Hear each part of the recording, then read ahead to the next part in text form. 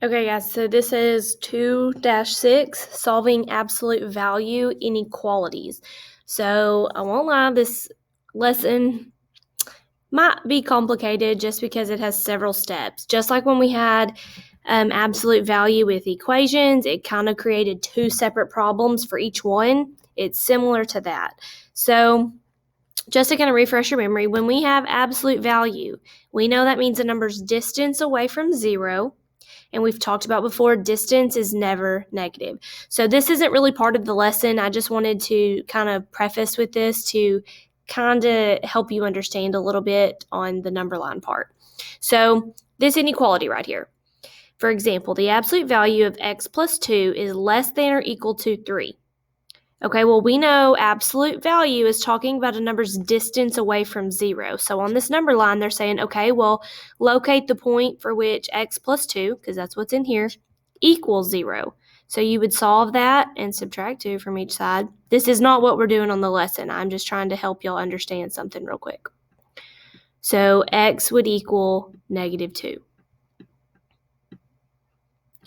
Okay. But then it says locate the points that are within 3 units away from that point. And then what do you notice about them? So if we started at -2, we said that are 3 units away from that. So 1, 2, 3, 1, 2, 3. Okay, and so it could be anything in here. That's kind of why we have to split it into two problems. I just kind of wanted to show y'all that. Okay, so now we'll actually start the lesson. So solving absolute value inequalities. So we start out, they give us two problems. It says solve each inequality and graph each solution if possible. So this first one, we have the absolute value of x plus 7 is less than or equal to 2. So we know absolute value means the number's distance away from 0. And we've talked about before, if we're taking the absolute value of 2, that's 2. But if we're taking the absolute value of -2, that's also still 2. So you have two numbers that could be your answer. So that's why it creates two problems. So what we do, we take this and we split it into two problems, basically, like we did with equations. So I have x plus 7. What we do is we take, before with the equations, we just made this side of the equal sign negative. We're still going to do that, but when we do that, we have to flip around our inequality sign. So it's now going to be greater than or equal to -2. And we also have x plus 7 is less than or equal to 2. So we basically just dropped the inequality sign, or the absolute value sign on this one. So these are my two inequalities now, and we solve them. So we subtract 7 to solve for x from both sides. And we get that x is greater than or equal to -2 minus 7 more is -9. Then on the other side, I subtract 7, and I get that x is less than or equal to 2 minus 7 is -5. So we graph it. X is greater than or equal to -9, so it's a closed circle and it's getting bigger. X is less than or equal to -5, so a closed-in circle, and it's getting smaller, so it is between them, so you know it's an actual and inequality. So then you can go back and write it if that's easier. You could graph it first and then see if it's and or. Since it's and, we can go back and make that one inequality by combining them and putting x in the middle. X is less than or equal to -5, and we know -9 is on this side, not this one. So when x is greater than or equal to that, it still has to show that x is greater than or equal to -9. Okay, so you basically are just splitting it apart and working out two inequalities. You just have to make this side negative on one of them and flip that sign. So on B, the absolute value of 8x minus 11 is less than 0. Okay, this problem is why I wanted to show y'all that number line at the beginning. Because absolute value we talked about is the number's distance away from 0. So it's never negative. So on B, they're saying the absolute value of this is going to be less than 0. Okay, well, we cannot have a negative absolute value. So there's no way possible if I took the absolute value of something, I would get a number smaller than 0. So this one has no solution. Okay, so I would always check for that first. So what I'm going to have you try is 1, 2, and 3. So remember, you're splitting them into two problems. You have to make this side negative and flip that inequality sign on one of them. Okay, and then press play and I'll go over them. On number 1, I know there's a glare right there, but let's see. That doesn't help. Okay, the absolute value of x is less than or equal to 3.5. So we know we split it into two inequalities. So I'll flip it the opposite way, and I have the negative version. And then I have the positive version. So, bam, we're done with that one. So it's greater than or equal to negative 3.5 or less than or equal to 3.5. So, got this side. I'm going to make it a compound inequality. It is greater than. So when we graph that, I have negative 4, negative 3. Because 3.5 is between 3 and 4. And it's less than that. And then it's greater than or equal to negative 3.5. Here is my graph. Okay, on 2. We have the absolute value of k minus 3 is less than negative 1. I hope you didn't spend too much time on this one because the answer is no solution. There is no way when we take the absolute value of something that it will be less than negative 1 because absolute value is always positive. Okay, on 3, we have the absolute value of 2w minus 1 is less than 11. It could be, so we've got to split this one and work it out. 2w minus 1, flip that sign, make it negative. Then we have 2w minus 1 less than 11. Now we solve. So I add 1 to both sides. Negative 11 plus 1 is negative 10. Divide by 2. W is greater than negative 5. Add 1 over here. 2w is less than 12. Divide by 2. W is less than 6. So we have that it's greater than negative 5 and less than 6. So if I combine those, I'm going to just leave this one here. There's our compound inequality. All I did was put them together with W in the middle. So I have negative 5. Got to write a lot on this one.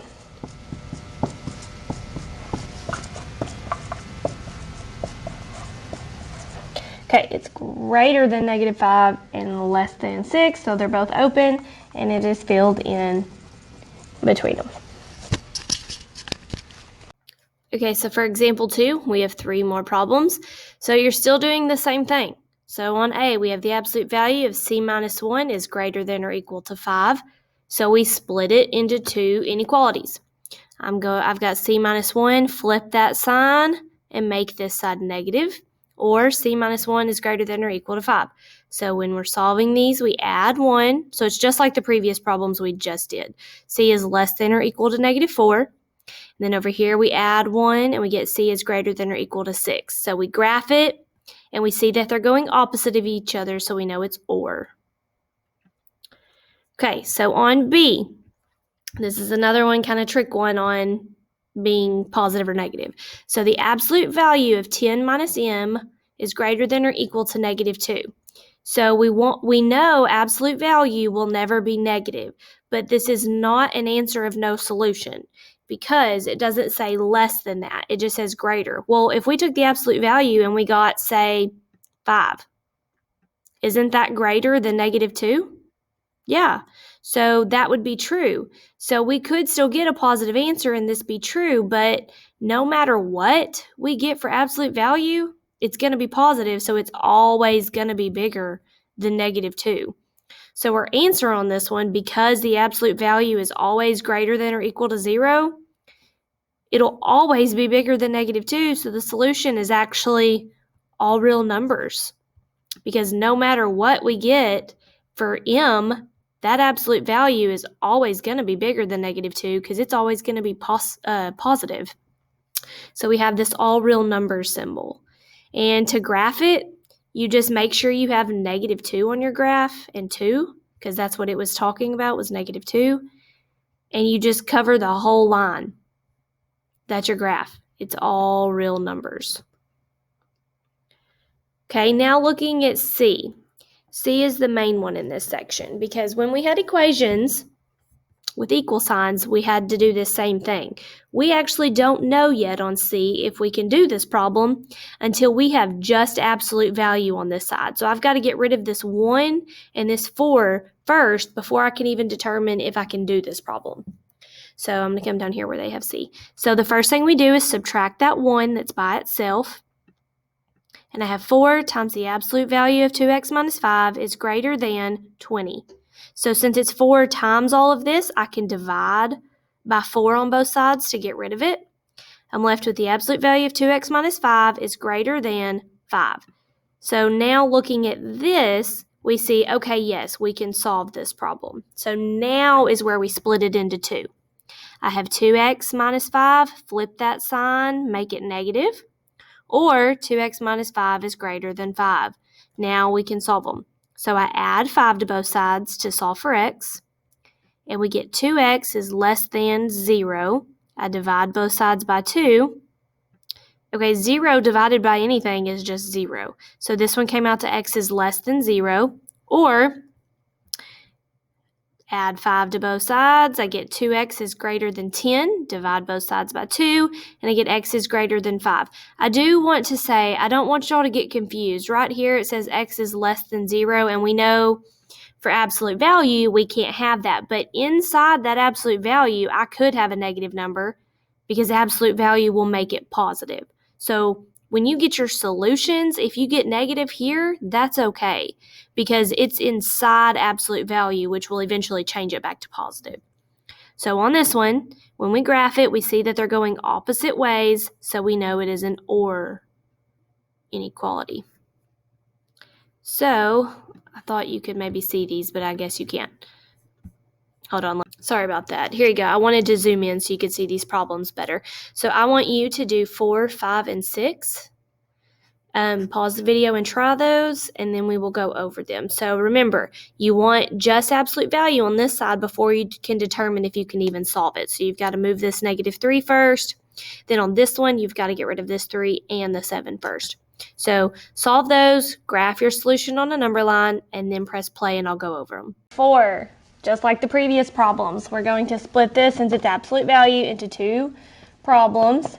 We flip that sign around and make this side negative, and then drop the absolute value lines. So we subtract 3.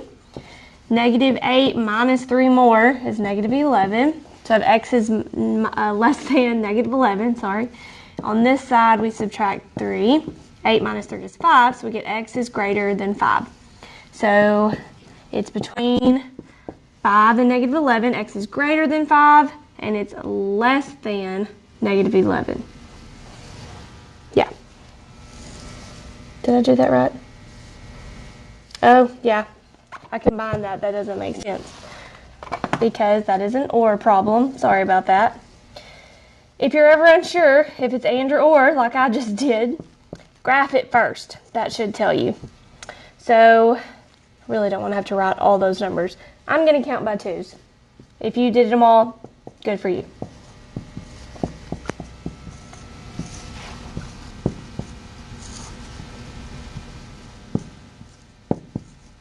Okay, so it is greater than 5, open, and less than -11. Okay, number 5. Right now, this would be all real numbers because it is always going to be greater than or equal to -6. But we've got to move this 3 first. We can't just leave that there.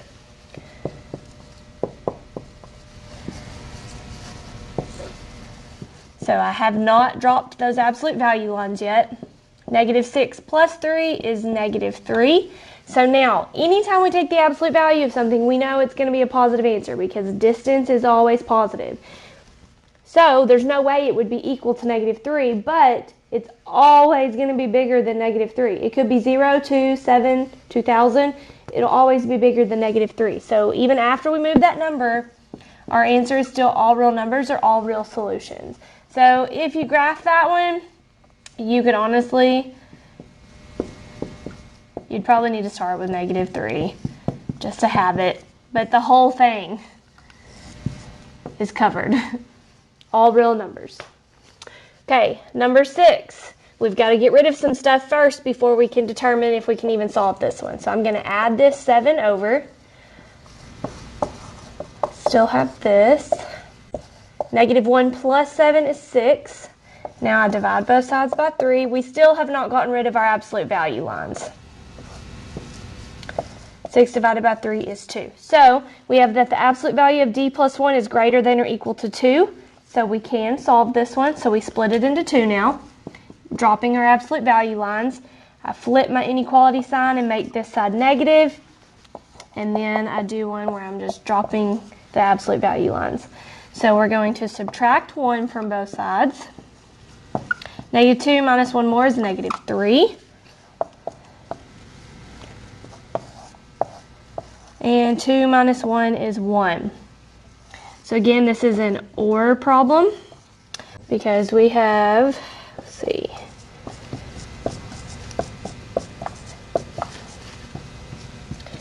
that it is less than or equal to -3, so it's getting smaller, or it's greater than or equal to 1. So there is our graph for that one. On example 3, now we've got our real life problem. So it says you're buying a new computer.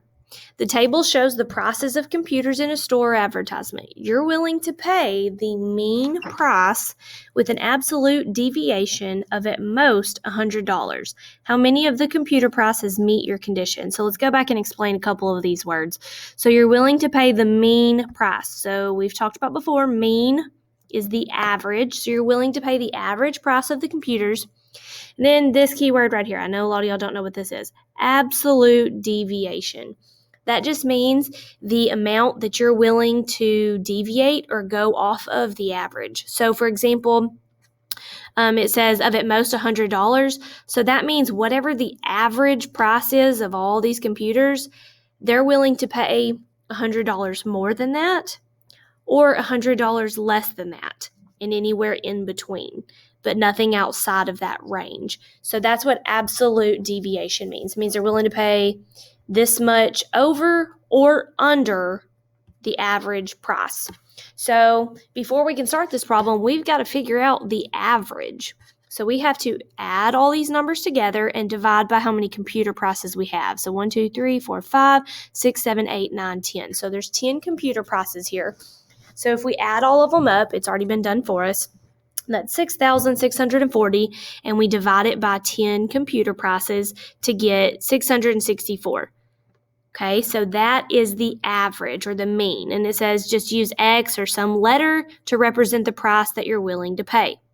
So how we would set up an inequality for that, because we've got two options, $100 more or less, so that's an inequality. We have the absolute value of X minus the average, 664, is less than or equal to the deviation, which was $100. So here is our inequality, and you could split it into 2. That's what they've done here. They just went ahead and combined them. So that means, just like we've solved every other absolute value problem so far, X minus 664, flip that inequality sign and make it negative. And then we have X minus 664 is less than or equal to 100. And what they've done is they've combined them as a compound inequality. On this one, it's definitely easier to go ahead and combine it. Well, actually, it depends on how you like to solve it. I like to solve it from this one. If you want to solve these two separately, that's fine. So what they did from here is they just added 664, because they're solving for X, which means they want X by itself in between them, to all three sides. They added it over here and over here to negative 100. So negative 100 plus 664 is where they got this 564. It canceled from the middle and we're left with X. And then 100 plus 664 is where they got this number, 764. Excuse me. So X is between, it's greater than or equal to 564, so it means they're willing to pay as low as this, all the way up to 764. So to actually answer the question, we go back and look at these prices and see which ones fall in between these numbers. So this one, too big. 650 falls in there, 660 falls in there, 450 too low, which is silly. Who wouldn't want to pay lower? Anyways, 725 falls in there, 750, 370 is out, 670 is in there, 650, and 825 is too much. So there are 1, 2, 3, 4, 5, 6 different prices that fall or that meet those conditions. So let me erase this so y'all can see this table because you're going to need it for your problem. Okay, so I want you to do problem 7 here. You're willing to pay the mean price with an absolute deviation of at most $75. How many of the computer prices meet your condition? So you're still using the same average that we already found, the 664. It's just now the absolute deviation price is $75. So I want you all to set up a compound inequality like this one and see how many of these computer prices meet your new condition. Pause the video and try that and press play and I'll go over it. But just remember, it's the same mean that we already found, so you're not having to recalculate that. Okay, so number 7 said you are willing to pay the mean price, the average price, with an absolute deviation of at most $75. How many of the computer prices meet your condition? So using the example we just did together, the average hasn't changed. So the mean is still, 664, okay? So our inequality sign is going to be set up the same. We're going to have the absolute value of x minus 664. That did not change, but now our deviation changed from 100 to 75. So we have that it's less than or equal to 75. Because if we were to split that into 2, flip that, make it negative, and, I almost wrote just 64. So when we put it together, just like on the previous problem, we have, wrong way, sorry, this. So if I solve this, I'm solving for x. And again, you could solve it from here, solving 2 separate inequalities, or do it all as one. I'm just going to do it all as one. So from all 3 sides, let me get my calculator. Negative 75 plus 664 is 589. And 75 plus 664 is 739. So the price that they're willing to pay is $589 up to $739. So if we go back and look at that table of the prices, I don't have it written down, but 5 of those meet that. So there are 5 prices that are 5 different computers that they're willing to purchase.